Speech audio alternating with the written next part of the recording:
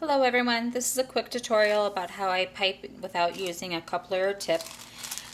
One of the tricks is to get one of these thin plastic bags. These are not like Wilton or name brand bags. They are extremely thin. I buy them off of eBay. I'll go ahead and put the link in my first comments if you want to see where I buy them. But they're extremely thin. I think that's one of the tricks to be successful at this. So this is the bag filled with icing. I just went ahead and tied off at the bottom. You can use a clip or a rubber band or however else you want to do it. So if you squeeze icing through to the bottom of the bag, when I was cutting the bag like this, I was having a problem with icing coming out rectangular instead of tubular like it would coming out of a tip.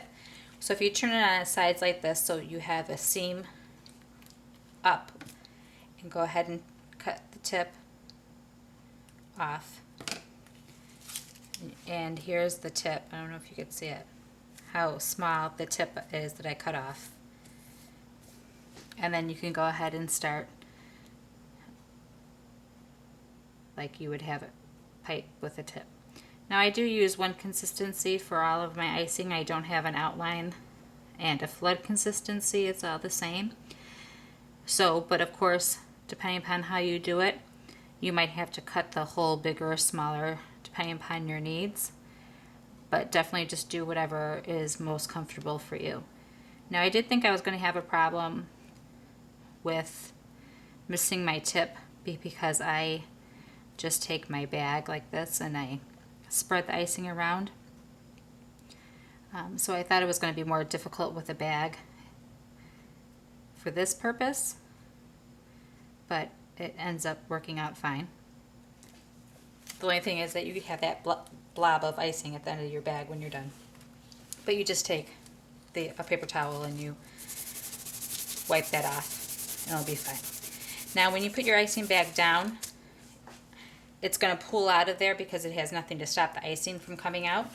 So you just go ahead and take out some of the icing that's in the top of the bag and you fold it over like that, and then you can just leave it down on the counter like that.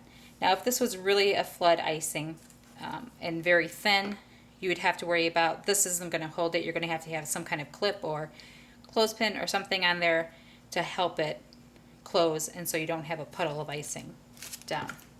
Now if you want to write with the icing, again this is going to be the same consistency I just showed you. I'm just using a different bag. Make sure my seam is up, and this time I'm just going to barely cut the tip of the bag off, and then you can go ahead and write like normal.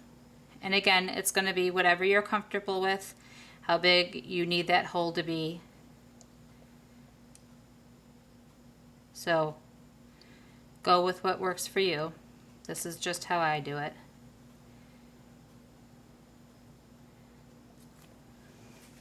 And there you go. Thanks so much. If you have any questions, just send me a message.